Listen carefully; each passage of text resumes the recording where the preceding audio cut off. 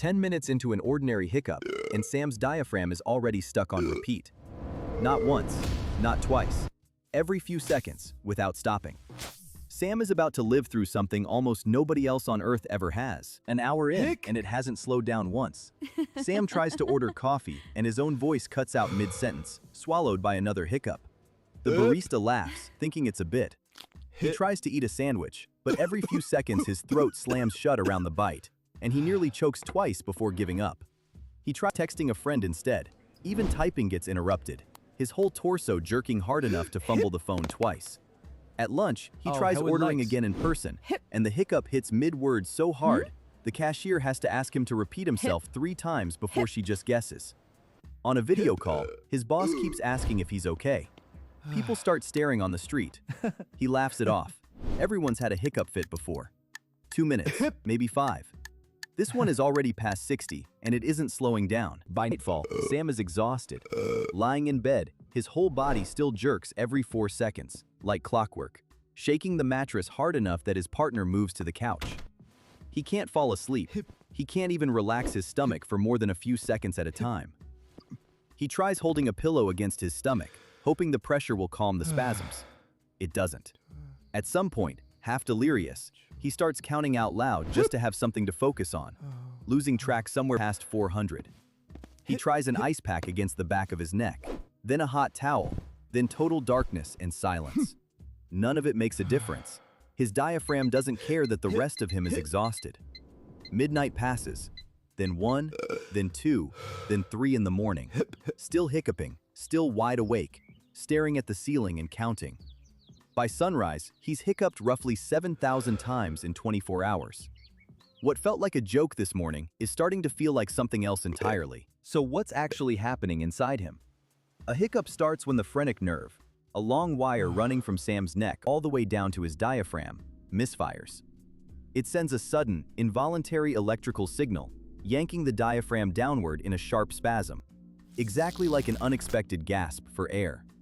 A split second later, a flap at the top of his windpipe, called the epiglottis, slams shut to stop the sudden inrush of air. That tiny collision is the hic sound itself. Normally, a cluster of neurons in the brainstem, sometimes nicknamed the hiccup center, fires once, resets itself, and moves on within a couple of minutes. It's usually triggered by something small: eating too fast, a carbonated drink, a sudden temperature change, even excitement. In Sam's case, that reset switch is stuck in the on position, firing again and again with nothing telling it to stop. Because the reflex runs through the brainstem rather than the part of the brain responsible for conscious control, willpower alone can't override it. No matter how hard Sam concentrates, he can't simply decide to make it stop. Doctors have a name for this. Hiccups lasting longer than 48 hours are called persistent, and anything past a month is called intractable. Cases that stretch on for months or years are almost unheard of. By some estimates, fewer than 1 in a million people will ever experience anything close to what's happening to Sam. To put that in perspective, you're statistically more likely to be struck by lightning twice in your lifetime than to develop hiccups that last this long. Most people who search "hiccups won't stop" find relief within the hour. Sam won't be that lucky. An ordinary hiccup fit usually burns itself out in under 10 minutes. Sam is already well past the 1-day mark, moving into territory doctors rarely ever get to study firsthand. Most causes trace back to irritation or pressure somewhere along that phrenic nerve pathway. The throat, the chest, even the brain itself. A week in, and Sam's ribs ache from thousands of repeated contractions. Muscles that were never designed to fire this often, this fast. He finally sees a doctor, who runs blood tests and a chest scan, searching for anything pressing on the nerve. Everything comes back normal, which, in a strange way, is almost worse news. There's nothing to fix, and no clear reason it should ever stop. He's lost weight, because eating a full meal is nearly impossible when your throat closes every few seconds. His manager starts scheduling around him, moving him off client calls entirely. Not personal, just nobody quite knows how to plan around a body that interrupts itself every few seconds, all day, every day.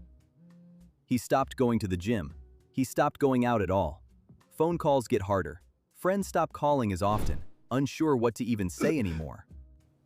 A month in, and Sam barely recognizes his own routine. Every single day, without exception, his body hiccups somewhere around 20,000 times.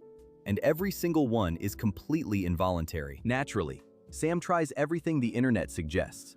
Holding his breath until his face turns purple. Drinking a full glass of water upside down. Eating a spoonful of sugar. A paper bag over his face, breathing in and out. Pressing on pressure points doctors online swear by. He tries the classic earplugging trick, then swallowing a spoonful of peanut butter without chewing, then standing on his head against the living room wall.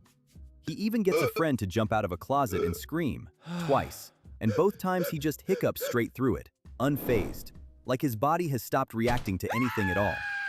Nothing works, not even for 60 seconds. If there is a home remedy for hiccups anywhere on Earth, Sam has tried it by now, and not one of them has made the slightest difference. Here's the strange part. This isn't fiction. In 1922, a farmer named Charles Osborne was trying to weigh a hog for slaughter. He bent down to lift it, straightened back up, and hiccuped. He didn't stop that day. He didn't stop that year. At his worst, early on, Charles Osborne was hiccuping up to 40 times a minute. Over the following decades, it slowed slightly, but never stopped, averaging around once every 1.5 seconds, for the next 68 years straight. Doctors eventually found the cause. A tiny blood vessel had ruptured near his brainstem, pressing directly against the exact nerve pathway that controls hiccups. An accidental, permanent short circuit that never healed.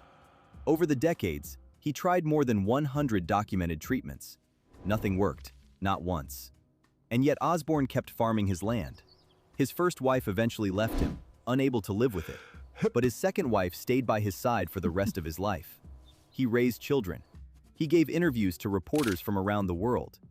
By the time he passed away, doctors estimated he had hiccuped somewhere around 430 million times. Then, in 1990, something changed. For the very first time in 68 years, the hiccups simply just happened stopped. one day. No explanation, no warning. They vanished completely, and Osborne spent his final year of life in total silence, hiccup-free, before passing away peacefully the following year. Back in his apartment, Sam checks his phone. Day 31, still going, no end in sight. His friends have started treating it as background noise. His body hasn't. Every meal is still a gamble. Every night is still broken sleep. And somewhere out there, doctors still don't fully understand why the switch got stuck in the first place, for him or for Osborne before him. By the time you finish watching this, Sam will have hiccuped somewhere around 40 more times, with no timeline, no diagnosis, and no promise that day 32 looks any different than day 1. So what about Sam? Nobody can tell him if, or when, his own hiccups will ever stop. Maybe tomorrow morning. Maybe in 68 years. If your own body glitched like this, and it just never fixed itself, how long do you think you could actually keep going? Let us know in the comments below, and follow for more what-if stories most people never even think to ask.